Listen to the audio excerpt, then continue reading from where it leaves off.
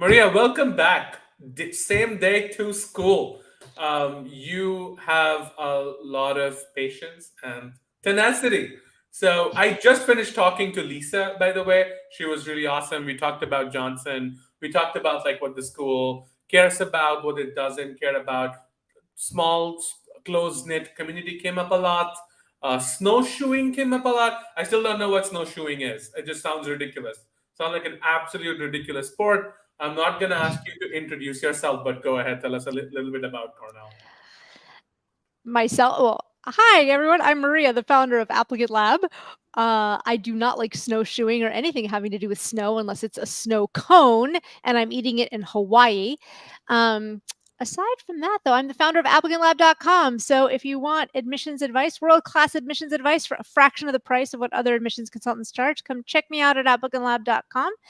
Because I dissect all kinds of stuff, not just the application forms, but the essays, the recommendations, the interviews, resume, anything and everything you need to apply. So I'm just going to jump on over. I'm sharing my screen now. I'm in the Cornell application form. So I'm just going to take off. Yeah, go for it. I mean, I'll just like to remind. I tell this story a lot. I applied in 2016. I didn't get into any school, and then Maria kind of saved my butt, and I got into a whole bunch of them. So happy to chat about applicant lab as well. I was hoping like one of these days I should do an applicant lab walkthrough. It's still on my mind just to show like different things of the product itself. But we'll get to that one day. That sounds great. Don't worry about it. Shovit Kakuna Matata. Yes, yes, that is a cool one. Awesome. So yeah, let's get started. I will be in Oh, the background. It's your show, but I'll try to distract you from time to time. that sounds great. Throw whatever you can at me.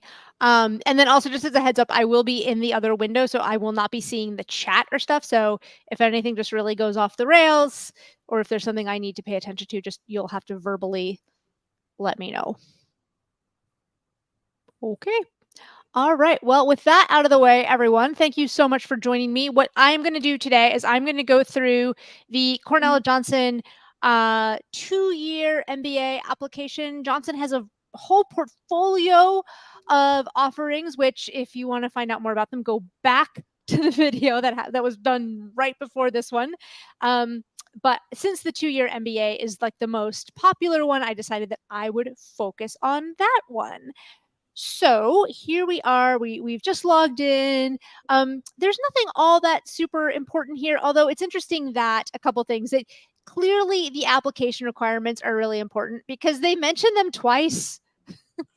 So whenever I try to read the tea leaves, this says to me that they probably get applications from people who have not, in fact, read the application requirements and they submit things and they're either not eligible to apply for the MBA or they haven't done it properly.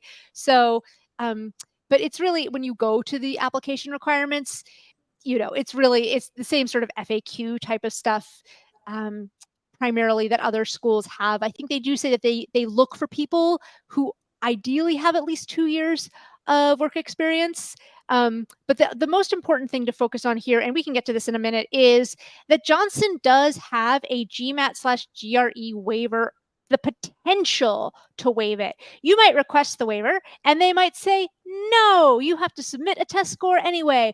But if your GMAT or GRE score was not quite what you were hoping it would be, and if you can prove your brain power elsewhere, either say through having completed a rigorous undergraduate program or having a job that involves a lot of analysis and data crunching and all kinds of complicated things, you can request a waiver. So that is an important thing to keep in mind. We will get more into that in a second when we get to the section about the waiver. So let us jump right in. So what I'm going to do in this session, by the way, I am not actually going to go through line by line. Like I assume that you know things like your first name and what have you. So they have here, down here, your gender, your sexual orientation, mobile phone, country code, or your first generation college student. Yes. So this is all pretty straightforward, as is citizenship and is English your native language. Now, note here at the bottom, You might not have to take an English test like the TOEFL or the IL. Is that, do people say IELTS? I don't know. The I other one that hope isn't the not. I hope TOEFL. they don't say that. That just sounds I wrong. hope not. Yeah, I think TOEFL is fun to say because it kind of sounds like waffle. Um, so, and I like waffles and I'm hungry because it's almost dinner time. So, anyway, but the point is, you might not have to take one of these tests if you, usually, if you attended an undergraduate university that was taught in English, or if you are from an English speaking country, you might not have to take this test. But this is pretty standard. I mean, most business schools in the US or schools that are taught in English are going to want to see some reassurance that you are going to actually understand what is happening in the classroom. So the address information. So what you're going to do is, I kind of like this about the address, is that some schools will say like, okay, list your permanent address. Now list your mailing address. Are you going to have a temporary address? List your like, it's just like so many addresses and people are like, what do I put? I like, here for Cornell, one thing I do like about this application is that they're just like, you know what? What's just the best address for you? And should this change, by the way, in case you're like, well, right now I'm based in Houston, Texas, but I might be put on an oil rig in a few months. That's okay. You can always just contact them later and say, actually, I'm not at that address anymore. Can you please change it? I don't think this is, they just don't want to see a post office box. And in case you're like, packages, what do you mean packages cannot be shipped? It's a little presumptuous for them to mention the package at this point in the in the process. Like, you haven't even applied yet and they're already talking about sending you. The packages would probably be some sort of a welcome package, like a folder, maybe with like a sticker and some other cool swag, should you get accepted and enroll. So just so you know, I like that they don't try to make it like too complicated with the permanent address versus the mailing address, etc., etc. Now, here we now get to where they officially ask us, would you like to be considered for the GMAT GRE waiver? So if you put yes, then a box will appear. There we go. It should appear in a second. This box appears where you get 100 words to describe why you want a waiver. And this is important. The wording of this box is very important. It says, please enter a short statement for why you will flourish in our rigorous academic environment. 100 words max. So this is where, if you are requesting a test waiver, this is where you are going to enter in any evidence you have that you are not going to flunk out of their program should you get accepted. The strongest thing to put here is a strong undergraduate record, especially anything, even if you didn't, ideally, if you majored in something quantitative, but even if you didn't major in something quantitative, if you took classes that business schools like to see, such as calculus, statistics, even finance and accounting, if you took those classes and did well in them, then you could mention that here. And then you could also mention, for example, if you have taken, if your job is one that requires a lot of sort of analytics and number crunching. The number crunching is really the thing that they care the most about, because business school has a lot of number crunching in it, and they just don't want anyone to be the person who's like, oh, sorry, I didn't understand that, or like, wait, what, can you say that again? I don't know how to add numbers together, or whatever it is. This could also be a place where, for example, if you have taken some sort of alternative coursework to bolster your candidacy. For example, if you've done something like MBA math, or if you've taken, say, the Berkeley has an online math for managers class, as does UCLA. If you've done anything like that, then that could also be, you could also put that here. You could say, look, in order to prepare for your rigorous academic environment, here's some, I've retaken, I took calculus 8 years ago, didn't do so well, but I retook it last month. You could sort of build that case for yourself here. Now, in terms of the logistics, this is important because every school that grants waivers does it in a slightly different way. Some schools ask you to submit, before you submit your entire application, to submit your request for the waiver, say 2 to 4 weeks in advance of the application deadline. Johnson's a little bit different. You request the waiver at the time of applying, and then within 5 to 7 business days after you submit, if they'll either get back to you, and they'll either, well, by the way, if you submit on the day of the deadline, let's assume it's going to take a few more than 7 business days, because that's going to be the day when their inbox is an avalanche and they're going to start going through these applications. So by the way, if you submit close to the deadline and it's the 7th business day and you haven't heard from them, please do not email them and be like, "Where's my waiver? Have I gotten the waiver?" Just assume that they are doing their best. They are probably under tons and tons and tons of these, so they might not have had a chance to get to yours yet. So, but on average, let's assume it'll be about 1 to 2 business weeks. Here's the thing: if you request the waiver and submit the request and they say no, you then have to, at that point, submit a test score. Otherwise, they are not going to consider your application as finished. Your application will remain incomplete. So, just to be clear, this does not mean that requesting the waiver doesn't mean you don't need any test score at all. You either need to have a test score that you're kind of embarrassed about and you're hoping they won't see, but well, if they ask for it, you're going to have to share it with them. Or if you submit it and then they say no, then you got to be ready to take a test, either the GMAT or the GRE, as soon as possible. So then that way they will in fact include your file in that round. As a side note, if you are I have an article on this in the Applicant Lab blog. If you are like just not a very great test taker, try to go for the GRE. I have seen anecdotally that less than stellar GRE scores tend to be more easily quote unquote forgiven than less than stellar GMAT scores. Another logistical side note: if you select here that you want to be considered for a GMAT GRE waiver, and then you go to the test score section, it will not let you upload a GMAT test, which was very confusing for me when I was going through this application form earlier this afternoon and I was trying to enter a test score and it would not let me.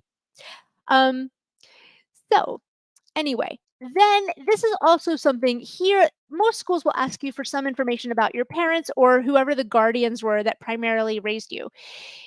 One thing that is a little bit annoying here is that they only give you space for 2 quote unquote parents. I feel that this is maybe not super inclusive for people who have had, like, let's say they've had multiple step parents, or maybe they have parents that are their biological parents, but maybe they were raised by another relative. But anyway, that's just me. So what I would do in this case, in case you were not raised by your biological parents, what I would do is I would put the names of the information for the 2 people that most were involved in raising you. It might have been a grandparent or an aunt or a foster parent or something like that. Now, one thing to note, this is interesting. A lot of other schools will have individual like boxes, like put their name here. Are they a graduate of college? Yes. Where did they go to college? Like they'll ask for this information. Here, Cornell just kind of gives you this open text box with a 200-word limit.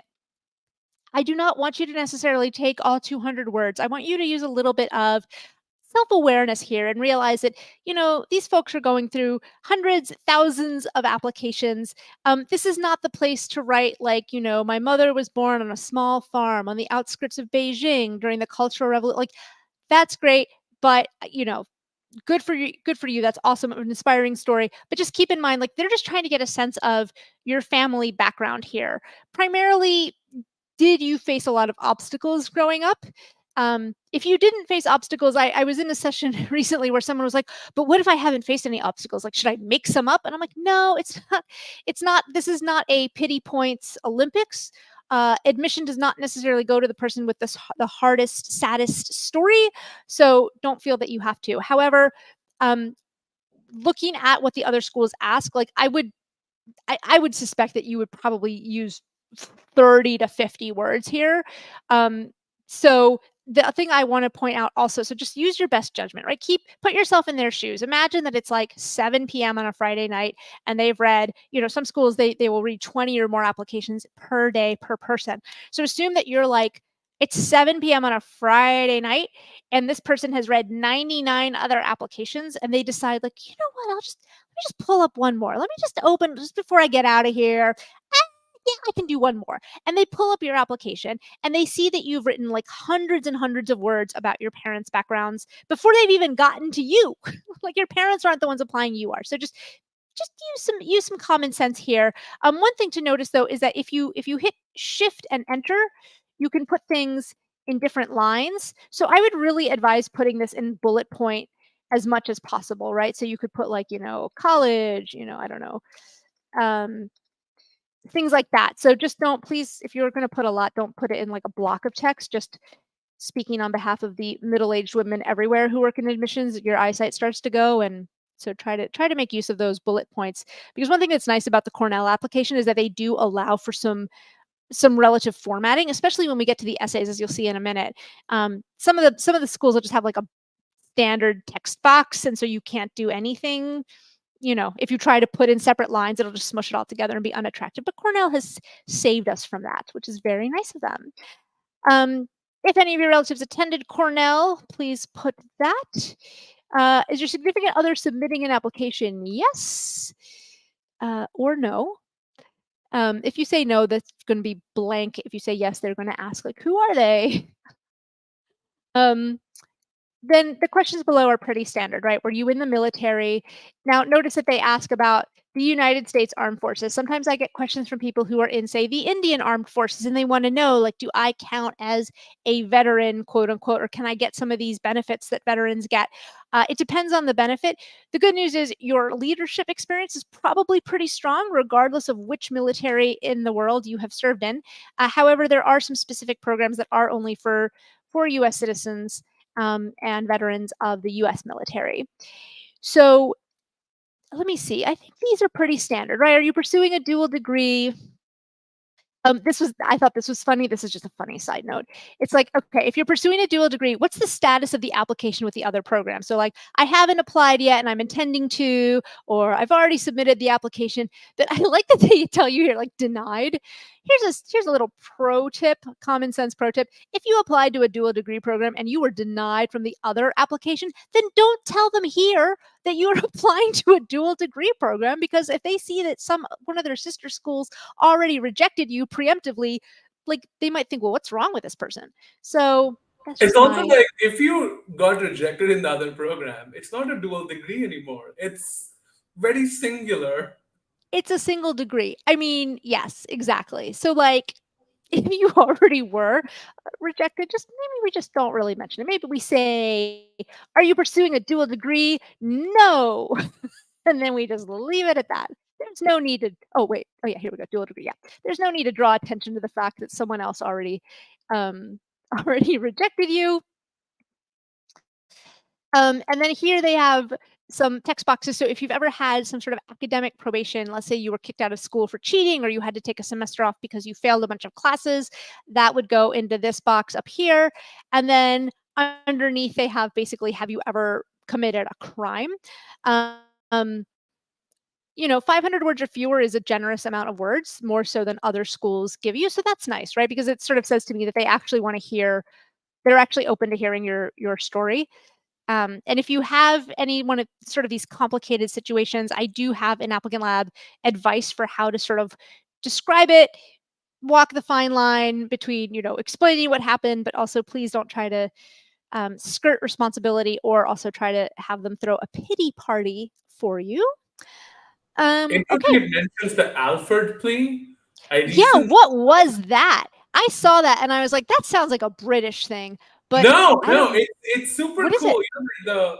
Like this British author, I think, from The Staircase, who got convicted of killing his wife. He entered the Alford plea, which is basically you're not Uh-huh. saying you did anything, you're not admitting to a wrongdoing, but you're entering the plea because you think prosecution has enough on you to get a conviction. It's fascinating.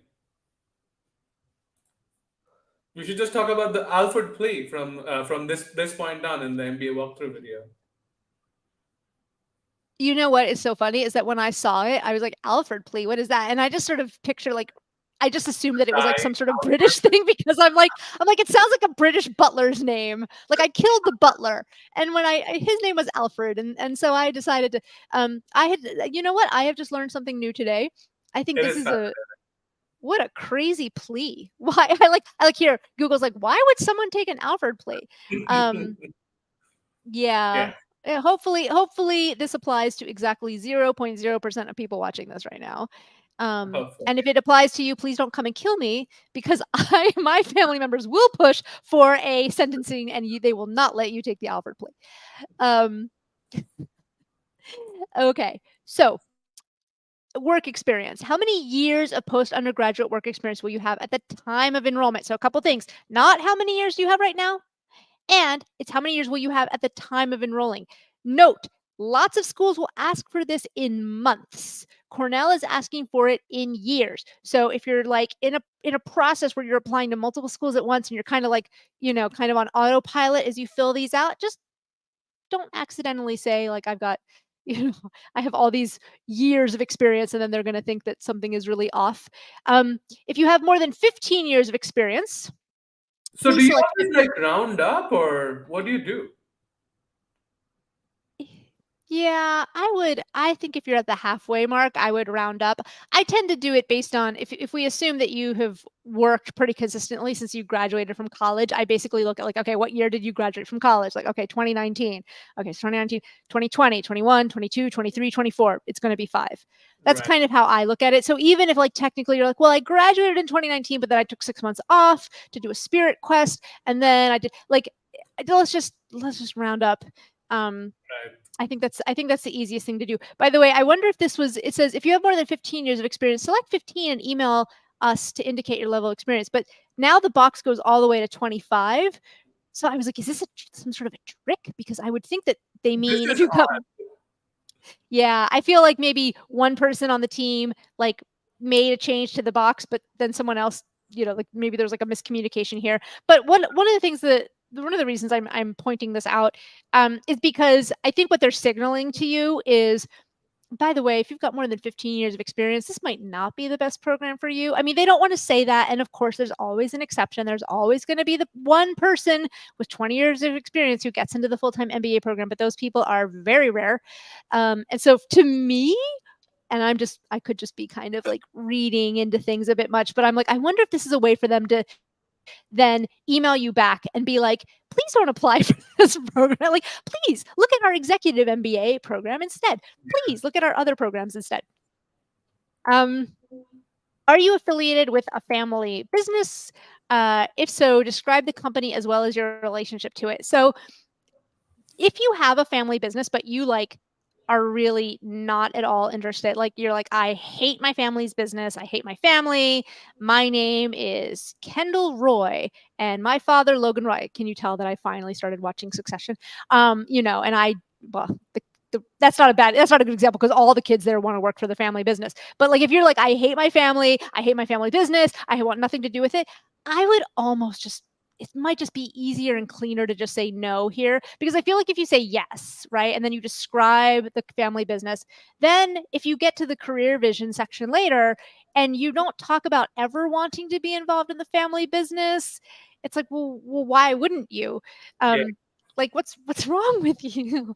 I mean, I think the only exception here is like immigrant kids whose parents have like a store, you know. Mm, So I see that as a very common thing, especially for like Asian or South Asian immigrants. But even yes. then, I wouldn't say like I am affiliated with it just because like my immigrant parents have like, oh, one day you will take over my store. That's the extent of my affiliation with that store. And I'm so glad that you brought up that example because I think in that case, what I would do is I would say in the previous box where you get 200 words to talk about Yeah, each of your parents, yeah, that's where you could say like they are a business owner.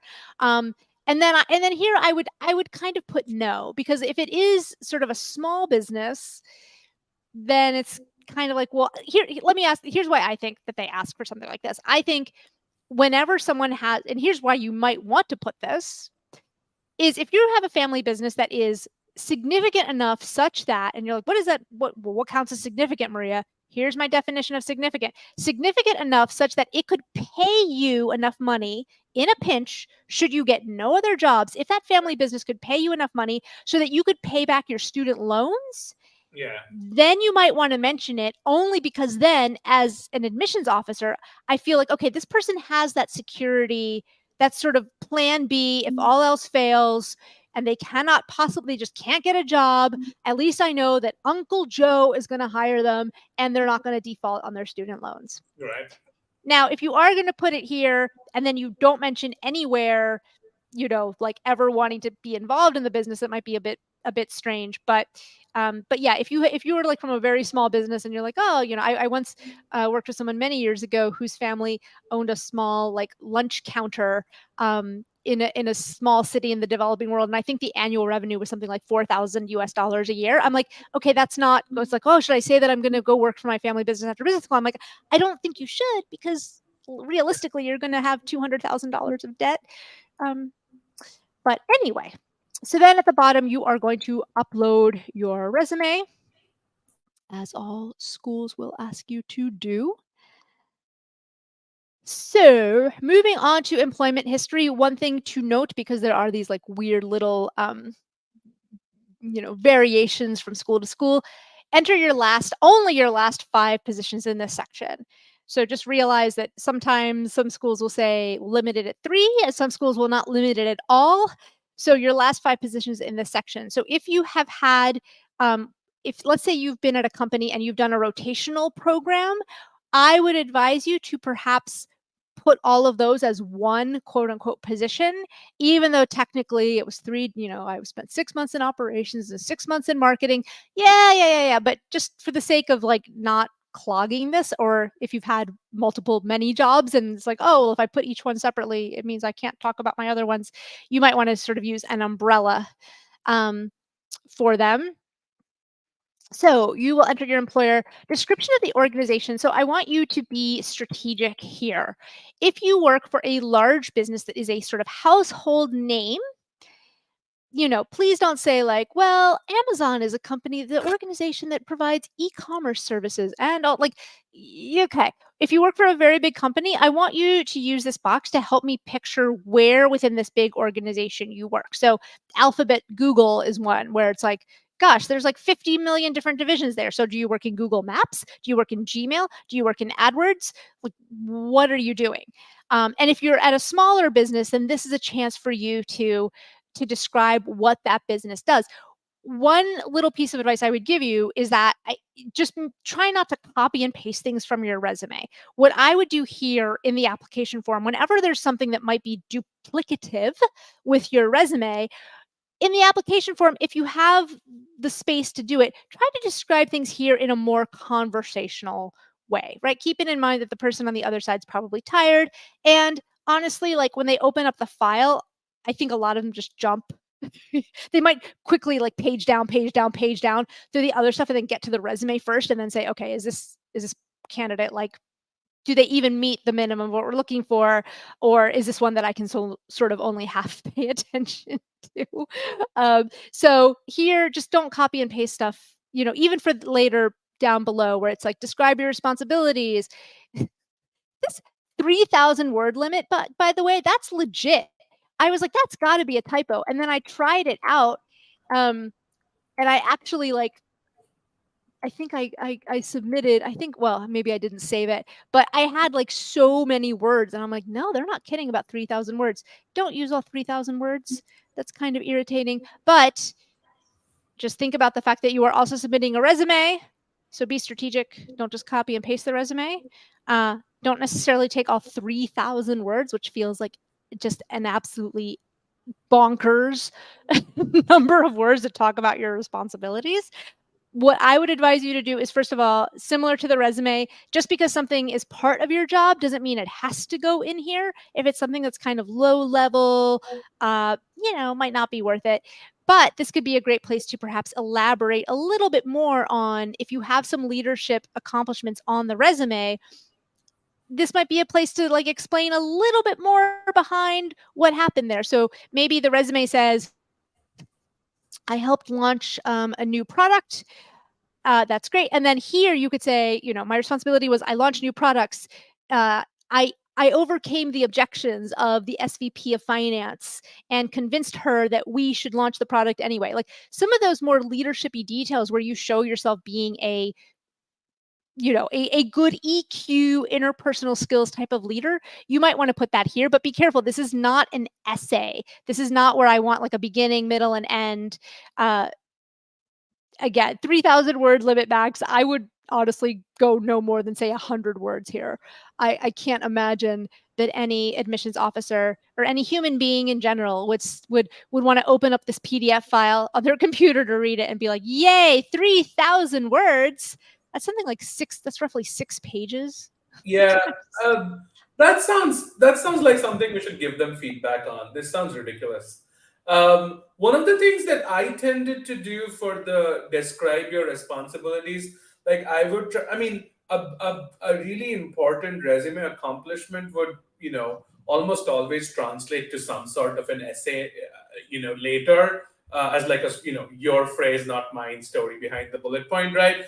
So I would often use this space for like context, like things that I can't do in a resume, like how many people across my org that I have direct influence over, who do I work with, what are the different cross functional things that I end up doing, how many people end up using my product. So those kind of responsibility things that are not really accomplishment but give like a somewhat nuanced understanding of what I do end up being good places to put here. But I'm curious what you think. I agree, right? Those little extra details that might not fit into a resume could go here.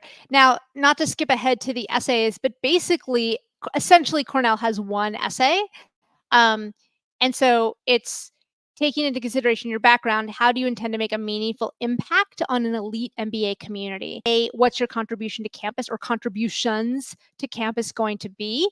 So work accomplishments can be a little bit harder to smush into an essay like this without being pretty obvious what you're trying to do, right? Like, hey, admissions officers, I wish you would have asked me about my work accomplishments, but since you didn't, I'm going to talk about them here. And then I'm going to say, like, my contribution to the community is I'm going to teach my classmates what I learned from being such an awesome leader.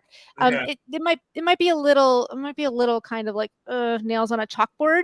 So for most schools do give you a chance to describe at least one leadership experience or leadership accomplishment in detail.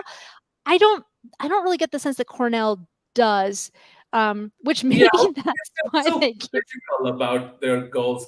I like how they have 350 words for the full essay, but 3,000 for a job description. That's exactly why it's like, wow, that's an unbalanced number of words.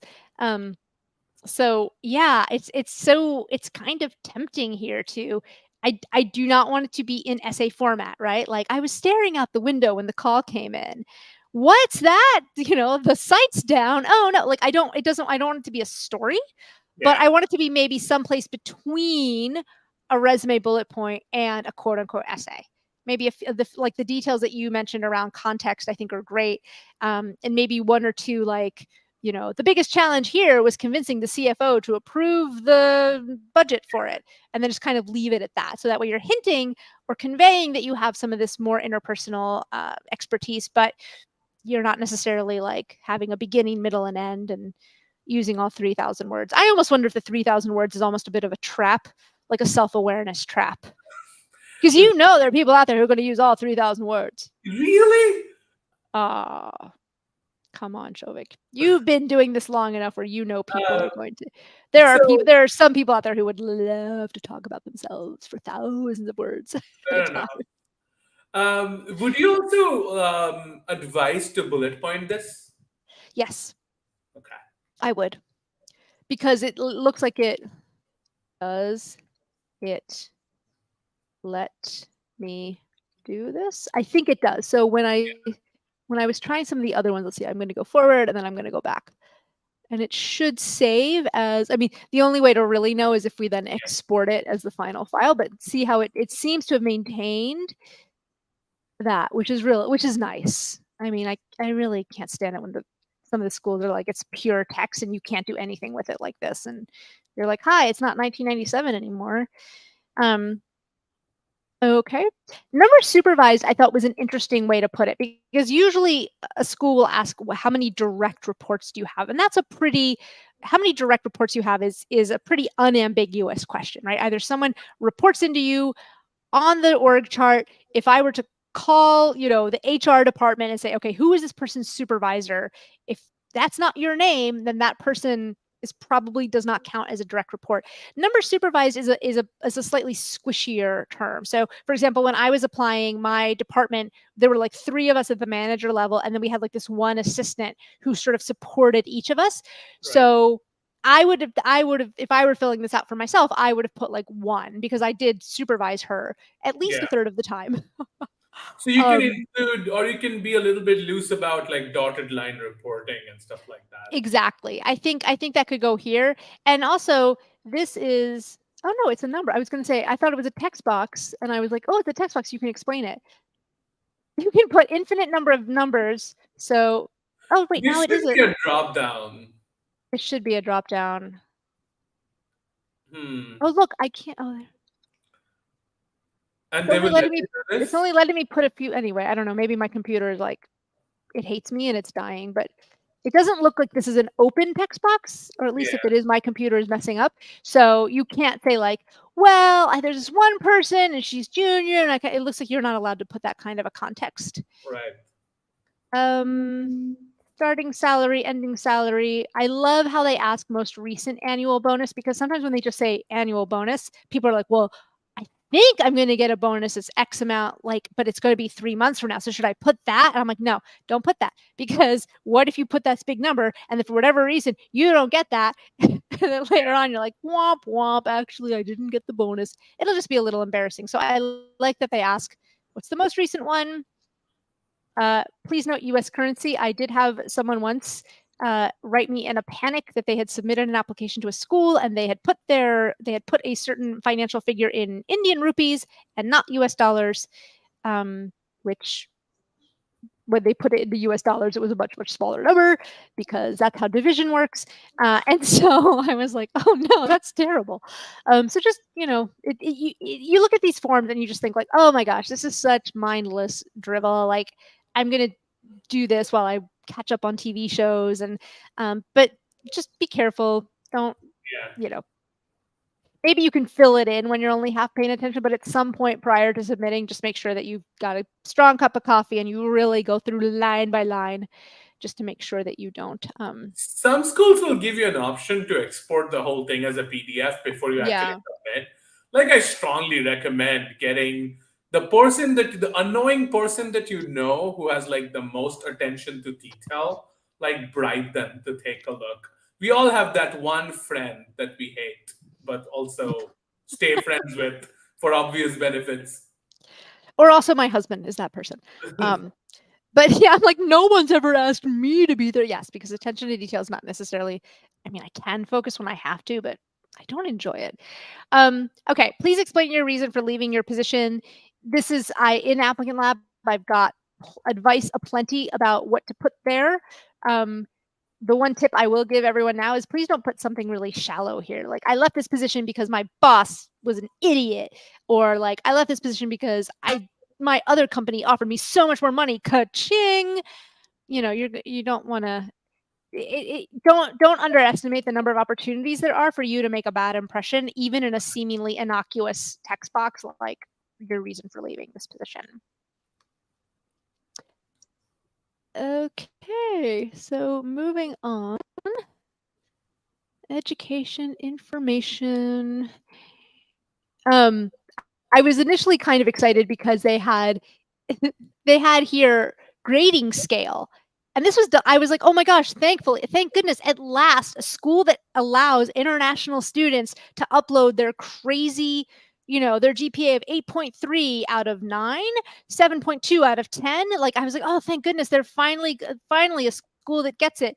And then I looked at it and it's like 4.3 or other. So it's still pretty like US centric in terms of what Yeah. that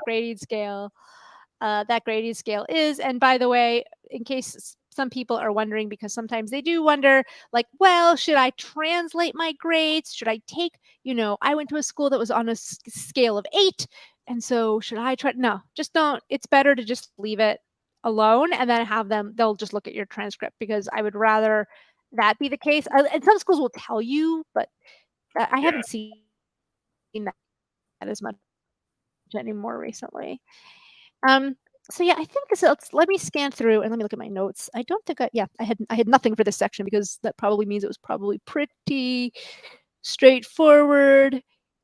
There is a Okay. Oh, so description. here they do have please describe the grading scale. So, I'm sorry, I couldn't hear. There is a little bit of lag. I don't know if it's you or me. What did you say? I was surprised that there's a description of grading scale. Well, then I guess here you would say like 7.3 or something, and then this is where I explain that IIT is really hard. Oh, there we go. Yeah, maybe it is my. Yeah. So yeah, I guess here you would explain like, what, out of 10 or this is out of whatever. I think the key thing to note here, especially if you are an international student where maybe the grading scale is harsher than it might be, especially for like the US students, especially for the ones that study the humanities. If you happen to have, I know it says describe the grading scale, but what I would say here is like, this is on a scale of 10. And by the way, I was ranked second out of 40 in my class or something like that, because sometimes you see these, let's say someone went to like some college in a place like India where it's, let's say it is on a scale of 10 and I see something like a 7.3. In the US, that would, a 7.3 would be a 73%. So that's like a low C, a C minus Right. average, which would be like a 1.7. Like it translates numerically, it translates really, really low. Yeah. So because it kind of looks like this is an open text box, I think I would describe the grading scale. And then I might say something like, but I was, and I was in the top 25% of my class or something like that. Just to kind of emphasize like, this is a pretty good grade. And also, by the way, but also don't stress about this because especially if if you are from a place like India or China or like there are just so many applicants that they've Yeah, seen they're over the caught years. up. At this point, they're starting to develop an intuitive sense of it. But there are still many colleges from other countries where it's like on a scale of 5, and I'm like, well, I don't know if you did well or not. So yeah, you will upload your transcripts. Most schools will ask you if your transcript is not in English, that you do have to often get if your transcript is not in English, you must provide a certified translation. So keep that in mind for your scheduling and planning purposes, right? If you are going to apply and your transcript is not in English, you might want to get going on that translation, getting that translation finished a couple of weeks prior to the deadline. So that way you have something to upload here. Okay. Reason number 4073 as to why you should not wait until the last minute to submit these forms. Okay.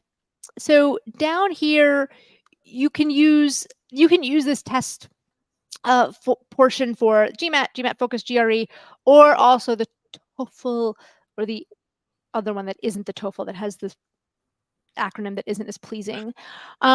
So yeah, here you would just, this is pretty standard. Most schools will ask you to then, did you take it in person or online? The date you took it. I do find that Cornell is a little bit more forgiving when it comes to something like, what's the date you're scheduled to take it? So like maybe you took it once and then you weren't happy with your score and you're planning to retake it. Many schools will be like, tough luck, right? The deadline is the deadline. And either you have the score by the deadline or you don't have the score by the deadline. That's the definition of the word deadline. But by putting like, oh, what was the date might be in the future, I think Cornell is signaling between that and then also the waiver, you'll get your waiver decision after you submit. I think that they're signaling a bit more openness with accepting tests that were taken after the deadline. So if you are watching this and you're like up to your eyeballs in applications and test prep and whatever, I think with Cornell, it is okay for you to focus on submitting this and then turning your attention towards retaking the test. Right. And then you could then, it says to me that they're open to you, a few weeks after the fact being like, yoo-hoo, like I retook it and it's better, hooray. Okay. Do you plan to retake the GMAT? So if your GMAT is, this is a tricky question, right? Because if your GMAT is noticeably low and you say no here, it might indicate a bit of standoffishness. Like, wait a minute, why do you think you're so special? And just again, as a heads up, if you request a waiver, you don't have to fill any of this in. This it doesn't show up. It only shows the TOEFL and the other English one that I don't like as much, solely based on acronym. I have no idea if the test itself is better. Anyway, so if you're submitting a score and you're like, it's a pretty okay score, but it's not awesome, I don't know. You might want to consider, if you are thinking about retaking it, then put that here, but then don't say yes, like, oh, I'm going to show them that I am so motivated. I'm going to show them how, like, I am going to put yes, because that way they know that I'm taking this seriously. And then they're like, okay, so when have you taken it? And then if you don't actually then do a retake, like, only put yes if you're actually planning to retake, is basically sometimes people try to game, because some folks, I get it, it's a high pressure process. And so there's a temptation sometimes to try to, like, well, if I put this, then will they think that? And it's like, sometimes just don't. Yeah, but like at the same time, if your date of scheduled retake, like if you do plan to retake, but you don't know when, and the date of your scheduled retake is like October, like middle of October for your round one application, that's gonna look pretty silly too. Like, oh, so you're applying to like better schools in round two? Like, what is this retake? Like, I just said, don't try to game it, and now you're gaming. Yeah, I mean, that it could be interpreted that way as well. It also might mean like, maybe we'll shelve, like, if the GMAT's like kind of a point of concern, maybe I'll be like, you know what, I'll put a little sticky note or something in my calendar to remind me I'm going to pull up this application like the day afterwards, and see if they submitted a newer score, and see if that changes my opinion of this. But yeah, please only put yes if you actually are planning to retake the GMAT, because notice that it actually asks you for a date. You are not allowed to say like, well, it's not a text box Is where you there a can limit say, to well, the date? I'm just curious. Can the date be ooh, like in 2017? I'm gonna take the test 100 years from now. Oh, you could. Perfect. Great. My frozen cryogenic head, attached to my android body. Yeah, sometimes these forms are like, okay, I appreciate the inclusivity, I appreciate the forward looking, but yeah, maybe it should be a limit to at least a few months in the future, you would think. Right, right. Okay, attach an unofficial score, but everything else here is standard, right? What did you get in the individual sections? What was the percentile? Pretty standard. So affiliations and certification. So this is where you're going to put your community service since college, after you graduated from college. Again, pay attention. Some schools will say like including college. So just don't put something in here and then you're like, oh, I did it in college. And then it's like, well, cool, except you don't know how to read instructions. So it's just not a great, I don't think anyone will get rejected for it, but it's just not a great look. So I'm just going to pull this up. I do like the waiting mouse graphic thing there, cursor graphic. It was, The little circle. yeah, it was See, pleasing. but here's what's weird. Here's what's super weird with this. Here they give you the chance to put collegiate activity or affiliation. Well, so I take it back. Maybe it doesn't have to. See how up here? Like, I'm not making Wait, where is the collegial thing? In the Okay, so drop since down? graduation from college, and then is this an activity or affiliation? Yeah. See, let me see if I can zoom. If I can zoom and do that, let me whoop. Collegiate activity or affiliation. Oh, by the way, the drop down wasn't showing up in the screen sharing. Huh? That's very Oh, interesting. sorry. This is, I mean, Yeah. maybe this is like if you are involved with your undergrad alma mater after graduating, like, you're like a admissions person, you volunteer with something, maybe? I Right. don't know. Yeah. But then check this out. Wow, I didn't when I was prepping for this, I just like pulled it up and I was like, yeah. Name of activity, tell us awards. Yeah. And I actually did not look at the drop downs. Look at a lot Yeah. of them, but I did not look at these.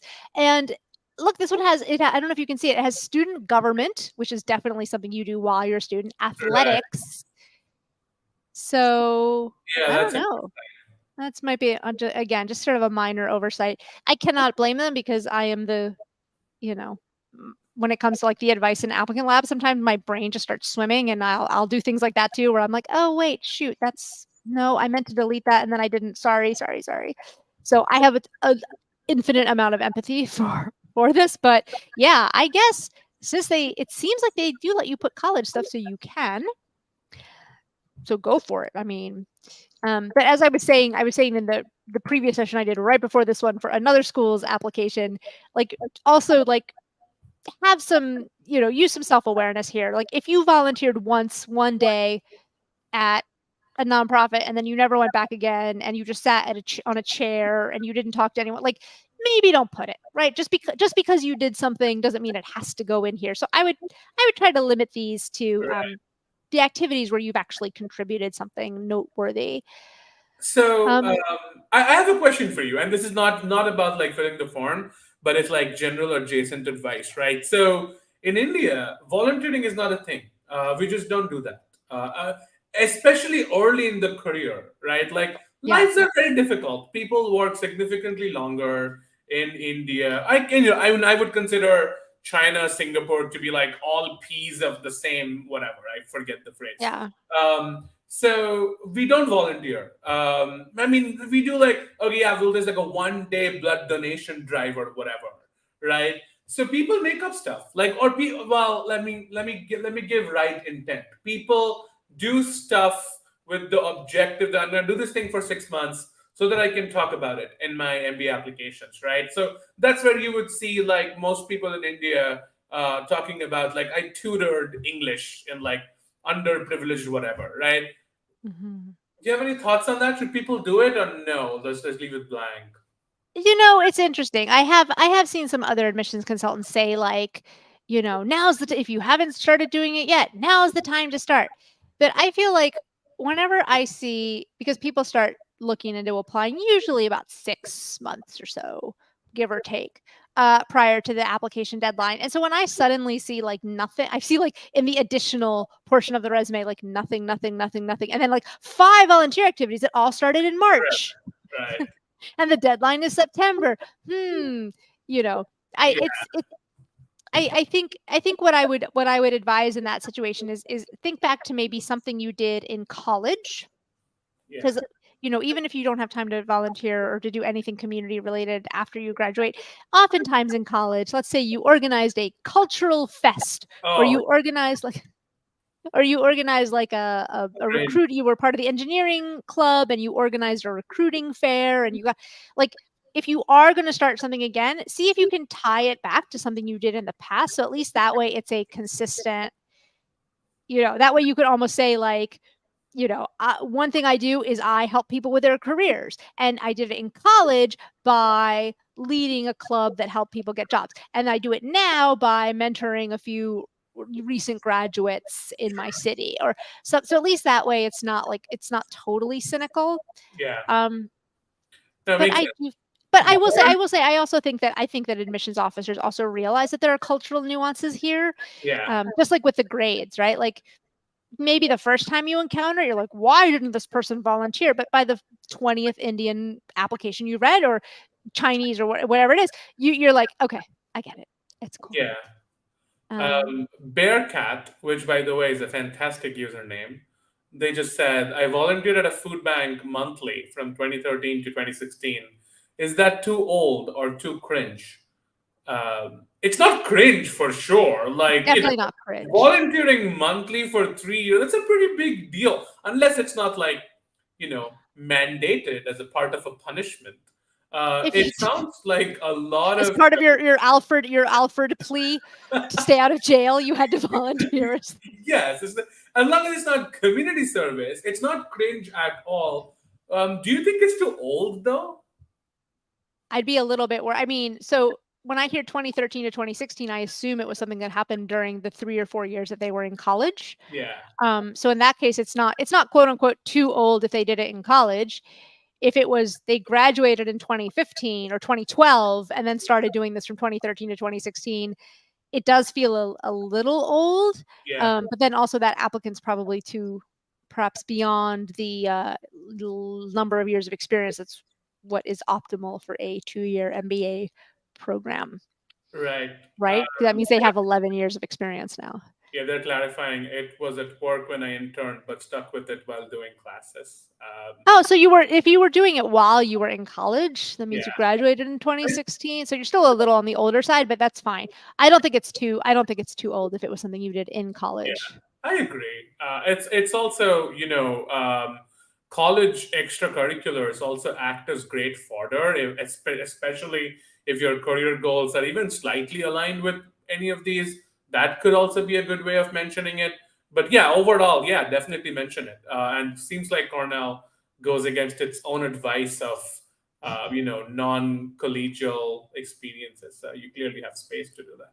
Yeah, and it's nice because they have you can talk about honors or awards, and then any other information. They have a 100-word limit. So there's quite a bit of space here for you to try to explain like what you did and what your impact was. And similar to what we were saying before with the job responsibilities, right? Don't just copy and paste what was in the resume. Use this box to try to provide a little bit more insight. So maybe on the resume, underneath college, you would have volunteered monthly at a food bank during my college years.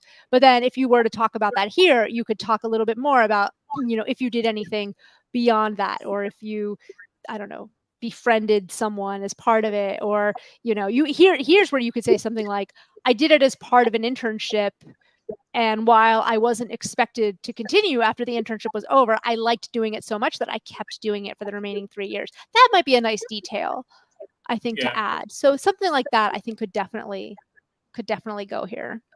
Awesome. They also clarified that Bearcat is the mascot of the University of Cincinnati, which is so much better than Wolverine, which was the mascot of my postgrad MBA. So yeah. Or banana slugs. Isn't that isn't that like Santa Cruz? Okay, so now we get to a page that I don't like as much. Because so a lot of most schools will ask you something about like, why are you even doing this degree if you're about to go 150 to 200,000 US dollars into debt? Like, why? Like, what kind of a job do you want to get afterwards? And this is one of my pet peeves about any application, but usually it's like a drop down form. Here's how Cornell does it, which is a little bit different. They have this like fill Fill in in the the blank. Um, and by the way, I think it's like blank roll. Like there's only 3 boxes here, but there's 1, 2, 3, 4, 5, 6, and then industry is twice. So I can't help but think that that second industry is perhaps a mistake. So it yeah, it, it but it just also sort of like, what is the second blank after role? That doesn't make sense to me. right, a marketing role, marketing at Amazon company in the e-commerce, and like it's very frustrating. Yeah, Um, it's but all. the good news is like I wouldn't overthink it. I don't think you have to like worry about like, oh, does it have to make grammatical sense filling in the blanks? If they cared a lot about it making grammatical sense, it would be nice if it then displayed my answer. Like if it took, what I had entered in these little boxes and then displayed how it reads total. But I think the good news is, though, the silver lining is that you are not limited to necessarily these drop down boxes. So sometimes people are like, well, if I want to become like a logistics consultant, which one do I choose in the drop down? Do I choose consulting or do Yeah, I choose logistics? Right. In this case, because it's an open text box, you have the ability to just kind of enter in um, whatever you want. And then they ask you for the exact same thing. So first they ask it for what are you envisioning right after business school, and then they ask you for 5 to 10 years, that sort of long-term vision. I don't know why I had Christmas on my brain right now. It's like I yeah, think it's because like summer vacation just ended and my kid just started school again. And so I'm immediately like, I'm already jumping to Christmas vacation, like the winter vacation. I'm like, okay, where am I going to travel over Christmas? So I I was sort of cheekily saying like, oh, I think somewhere I have like my recommender is Santa Claus, and um, yeah, you stuff did like that. So anyway, punching an elf. I don't love the fact that they're kind of forcing you to be so tactical and clinical about your long-term goal. Like that's just my pet peeve. Like I kind of hate that because you're kind of forcing this this self delusion. Oh, I'm gonna be like a VP of whatever or CEO or whatever. But like most MBA grads will probably not be neither of those two things. And yeah, so this is a little bit frustrating for a couple of reasons. Number one, it doesn't give you an opportunity to really talk about why you're interested in this. Like underneath, we'll get to in a second, there's a text box where you sort of bring your receipts, by which I mean you bring the evidence saying like, okay, here's how I know I'm going to get this job, or here's how I know I'm going to be successful in this career path. But it's kind of hard. I mean, I guess here you could say like, ever since my pet ferret, was diagnosed with diabetes, I've wanted to work in the ferret diabetes industry. Like I guess you could put that here. But it doesn't really let you build a narrative around why your career vision. And yeah, to your point, the 5 to 10 years is a weird time frame because honestly, like I love the ones where it's like, what's your long-term vision? But you're not going to reach your long-term goal usually within 5 or even 10 years. yeah, So it's like a weird, like, what do I do? So I just tell people like, just put whatever that long-term vision is and just, whatever. yeah, Because otherwise you're like, okay, so in 5 years, like, let's say we split the difference, 7.5 years post-graduation. So I'm probably going to be a senior director of like, am I going to be an associate VP or a yeah, senior director? Or like, it's a really annoying thing. So I'm just like, you know what, just uh, pick, make this the long-term yeah, a long-term goal, because I think that's the spirit in which this question is being asked. And then here's something I really like is that they are like flat out, anyone who's used Applicant Lab knows how obsessive I am with like, okay, you can't just say any career because then you might sound crazy.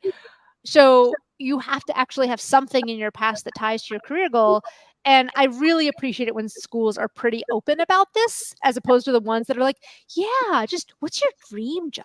Just go crazy. Like, do you want to be the next, like, I don't know, Anthony Bourdain? Like, tell us. And you're like, what? Okay.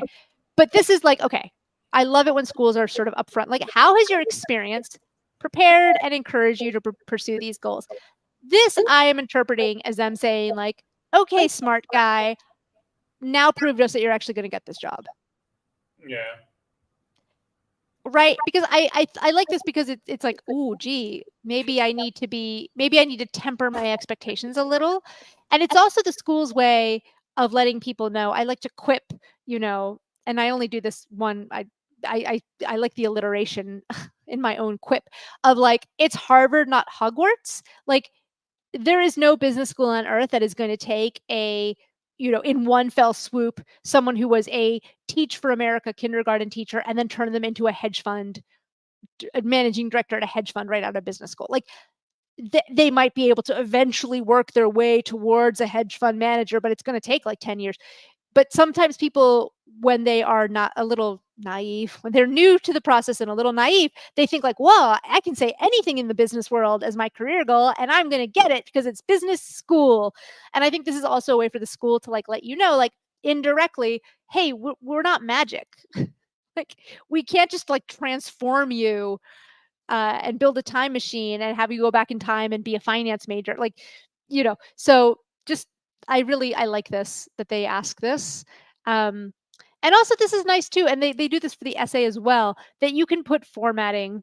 So it's not just you, in some of the other ones, you can put sort of line breaks and like little dashes, but here you can really just go, ooh, look, I can put all kinds of, and you can do strike throughs. Like, why? oh, can you put, oh, I think this one is to undo any formatting you did, to remove formatting. Oh, Oh wait, no, no, no, here it is. Here it is. Here it is. the one after underline. Yeah, Oh yeah. my There you go. God.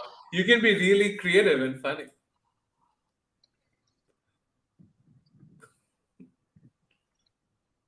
Or business development manager. Like, so something like this, like that. Yes. Okay. Anyway, if you're feeling cheeky, you can play around with this, but make sure you uncheekify it before you hit submit. That's absolutely the sort of thing I would do, is I would put some smart aleck response here and then forget that I had done it. Okay. Are you interested in receiving more information regarding the 1+1 program? Full disclosure, guys, I looked around for several minutes. I could not find what the 1+1 program is. So if anyone does know what this is, if they can put it in the comments below, I would really appreciate that, just so everyone in the community learns. As a side note, speaking of commenting or whatever, if you're liking this video, just give it a little thumbs up. Give us some of that algorithm love and that algorithm juice, because that helps GMAT Club bring you more of these good content things. Now, are you interested in the management science MBA, which leads to STEM certification? If you are an international student, I think you have to say yes here.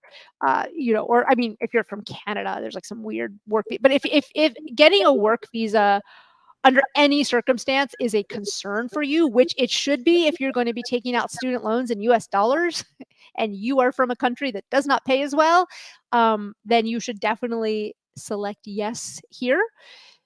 So just a heads. And then here, now here there is a drop down for my post MBA career industry, all the way down, further down. Like I already talked about it up here, and then there's other stuff, and then they ask me again. Huh. So Is this like a I know. verifier? Are they gonna like validate? Yeah, I suspect what happened is that they wanted this to be more free flowing and creative, but then they realized that for data collection purposes, Yeah.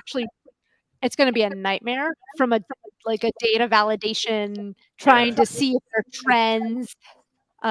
What a nightmare. I would not want to be the person having to make that data set pretty. So maybe that's why they have this down here.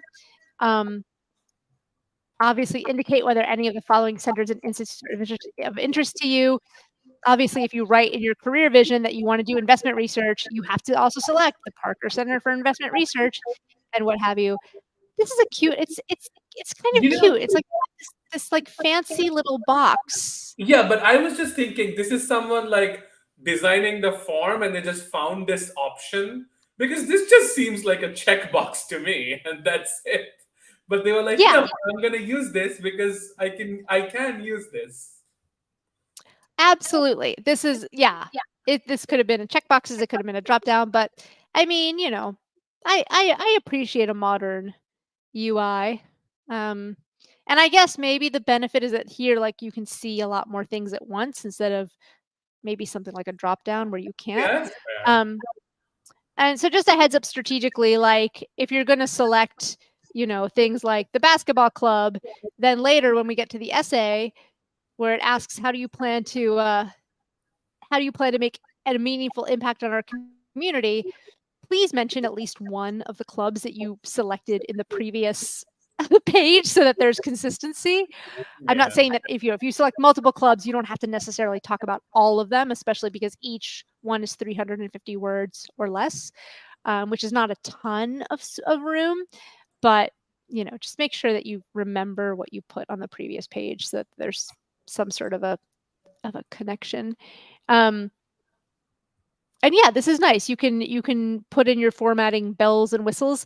If you paste it over from a Word doc, I'm not sure if it would maintain that formatting. So just in case, reason number 4,076 as to why you want to get started on these application forms early, just in case it pastes as a plain text, you might have to go through and add in your bells and whistles.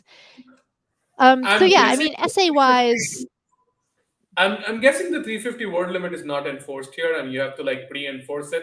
So you may have to actually write this in ooh, like some sort of an editor. let's find out. No, maybe my computer is the one that's messing up. I'm trying to do it like, okay, 3, 4, 5. And then if I copy this, now I've got 10. Bear with me. 10. Okay, so 10, 20, 30, 40, 50. Okay, now if I copy these, so I've got 50, 2, 3, 4, Oh, I don't know. Okay, 5, 6, and then 7? Yeah, Is it letting me? Oh, look, it's not stopping me. yeah. So you're gonna have to like paste it from somewhere. Yeah, it doesn't give you a word counter. Yeah, So I wonder what happens if I try to go to the next section having put a ton of stuff in there. If I go backwards, does it cut me off or something? Or is it like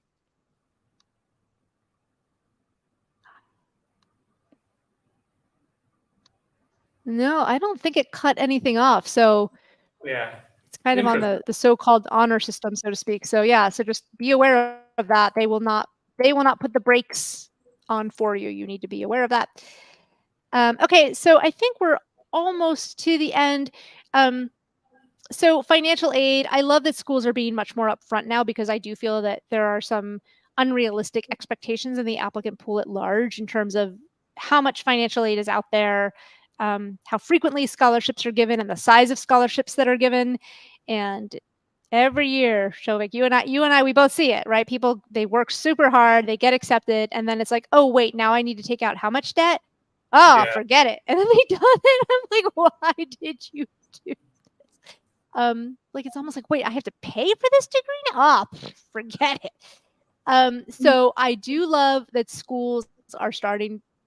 I think they're just getting sick of going through the entire application process to let in someone who's amazing, and then that person like freaks out. So although we offer merit-based scholarships, a large number of students use student loans to finance all or part of their. I'm going to sort of like, what? Yes, student loans. You will probably have to take a student loan if you are watching this. Not everyone does, but most people do. Um, so, do you wish to be considered for scholarship funding from Johnson? Why not? Doesn't mean you'll get it, but I love this one of like, where you like receive financial planning information from Johnson. I don't know what that means, but you might as well select yes. I don't know if it's like just general financial planning, like, oh, here, don't drink so many lattes, Maria. Like, make your own latte at home. I don't know what that means. It would be funny if I put no. And it's like, I don't need scholarships because I'm super rich and I've got a trust fund, but sure, send me your financial planning information, Johnson. Let's see what you've got. Um, okay, and then here they're reinforcing this. What steps have you taken to prepare financially for your MBA study? If you are listening to this little webinar and you're thinking, I haven't done anything, this is the school's way of letting you know you're probably going to have to pay yeah. money. You're gonna be broke by the time you're out of your MBA. So yeah. Mm, or you can use your student loans in creative ways. Will an organization or company sponsor your studies? Do you have prior student loan debt? And then you can choose, like, was it federal or private? Federal is See, normally like, if you were what from was it, this? Did this two boxes? Did they make any sense for these two options? No. By the way, I do yeah, like I the fact that you have Deloitte on your did any company is sponsoring, because Deloitte is like, well known for that program, and I have so many Deloitte friends who have their MBA sponsored. So I picked it because I thought it was specifically funny because yes, I think Deloitte is probably the most famous firm in terms of sponsoring studies, like in terms of like the sheer quantity, but also like I didn't bother going through some of the fake information I'd filled it, but basically I'd positioned myself as a toy maker in Santa's workshop, like that was my profession. And so I'm like, but that's okay, don't worry about it because like Deloitte's totally going to sponsor me. I just kudos to you, Shovik. This is why it's so much fun to do these with you because you caught it. Okay, so recommendations. So Santa Claus is my direct supervisor. So the only thing that's worth really talking about here is this is something that confuses folks quite a bit. Do you wish to waive your right to review this letter of recommendation? The answer is yes. Yes, Um, yes, always yes. Right, because that says, if I'm your recommender and I know that you might look at what I wrote someday in the future, I might not be totally honest, and you might think, well, that's great. That means they're only going to say nice things about me. But then it's going to be clear that it's kind of like fake if it's like too good. If it's like this person is perfect, it's like, well, then it's not actually It's not useful as a recommendation, and it'll just seem fake. And anyway, so you're I going to mean, want to say yes. Yeah, I mean, typically, like, recommendation would always ask, like, when was the last, tell us about a time you had to give this person, like, constructive feedback.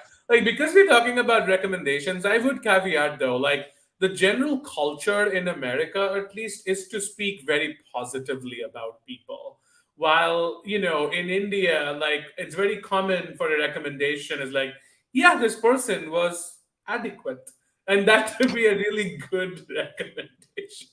So I would actually look at cultural norms here, because I do this all the time in my, like, in my job now, and give people feedback. So Mm, generally things are positive by default.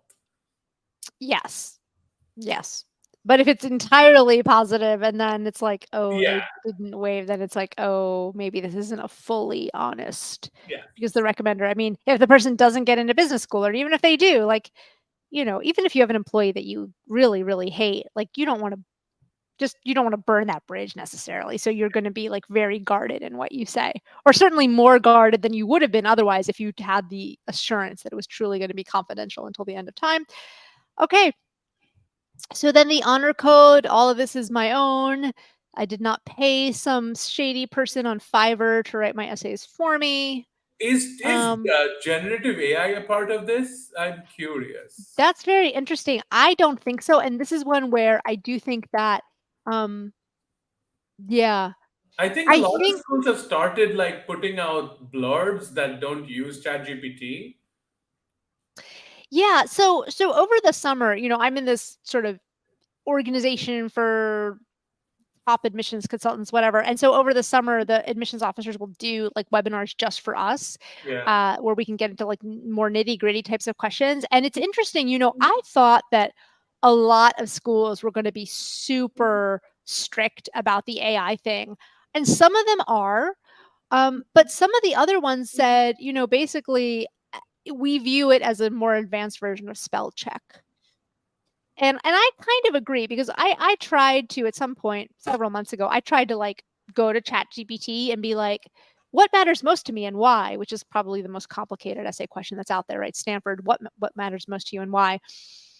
And it wrote a bunch of generic garbage, Right. right? So like, you know, it's really, really hard. And I'm sure eventually, like, here's the thing, like at some point there needs to be substance underneath the chat. The chat GPT can write beautifully, but if it's writing beautifully about emptiness and fluff and there's no substance there, then Yeah, but at the end, you can feed ChatGPT your bullet points, and sure. have it convert them into beautiful prose.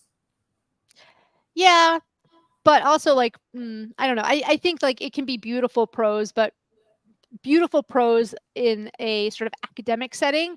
versus an No, no, admission no. setting, because I think a lot of people don't realize like you're going to want to sound the way you kind of the way you talk, Yeah. right? You want to sound like a real person. It's not like an academic paper where you're trying to analyze the political whatever movement of the whatever in the 1970s. Like it's meant to be more conversational. So I'm sure you could tell Chat GPT like write this conversationally, write this in my voice. At the end of the day, at some point there's going to be an interview. um, and also more and more schools are now adding, I don't know, the Video number of essays, schools are adding video essays, right? exactly, because as of right now at least ChatGPT AI cannot fake a video essay. You And for the schools know, that the Apple Vision headset Pro thing. uh-huh, You know what I'm heard of talking it. about, right? I've heard of it, the VR one. So yeah, so if I am wearing that headset and I FaceTime you, right? You can actually see me as like a hologram in your, in your iPad or whatever, without the headset, which blew my mind, which absolutely blew my mind. So if I am wearing the headset and you are also wearing the headset, I will kind of see you as a full hologram, but I will not see you wearing the headset. It would automatically map and just show your face without it, which is very cool. When you say it's a hologram, it's like the emoji, like the memoji thing, or it's like literally like Oh, a like hologram of how I literally, look in real life. yes, yes. Not the memoji thing. Not uh, a cartoon representation. It is still an avatar, but it's a real life avatar which it created from like the 3D model of your face, and all the contour and shape and everything. Can I save that 3D model of my face from a day when I've been well rested and I'm wearing lots of makeup? Or like, so that I don't think so. Maybe in oh the future. man, I'm that sure some. I'm sure an app will make a good business out of it. yeah, that's what. There we go. So like that's the business we're starting. We're gonna hang up here, and then that's the business we're gonna start. Is the looking good when you're on your Apple headset and not looking like you're hungover or old or tired or all of the above. Okay, so not that I am any of those three things, of course. Anyway, so I think that's pretty much it. That's all of the key things that I thought were noteworthy about this application. Awesome. I This think was great. I think a lot of these schools, I mean, I wished for there to be a system where every single school shared the same underlying application infrastructure. That would make life really nice and easy and violate a bunch of HIPAA compliance, but I guess it would be nice. well, you know, in the undergraduate, for the undergraduate in the US, they have the common application, which is the same core. Like you just fill out all that information once, Huh. and then you can do like a just a, like a standard. They give you like I think 3 to 5 different options for what your essay is, and then Right. on top of that, the more elite schools will then ask you for extra essays on top of that. Um, but Right. yeah, it's called the Common App. It's like it's such a nice yeah. It's so annoying. I just but I don't know why the business schools like at the undergraduate level, every single school that we talk about in the MBA space, I can assure you their undergraduate program is using the Common App. Right. They've started to do it with like the Common Letter of Recommendation. I believe that Cornell is. We didn't pay attention to this, but I 90% sure that they use the GMAT common letter recommendation, or if it's even if they don't technically use the GMAT common letter recommendation, Same it's going to ask. question. They Yeah. all ask the same stuff. Yeah, Um, sometimes like they change the word count, which really upsets me. Like the common letter of recommendation will be like 350 word, and then some random school, same question, 500 words. Which anyway. All mhm. right, cool. Thanks, Maria, for spending time with us. Thanks for walking through the Cornell MBA application. As a general reminder, I think we only have a couple weeks left, or maybe just one. We will be back tomorrow and also next Thursday.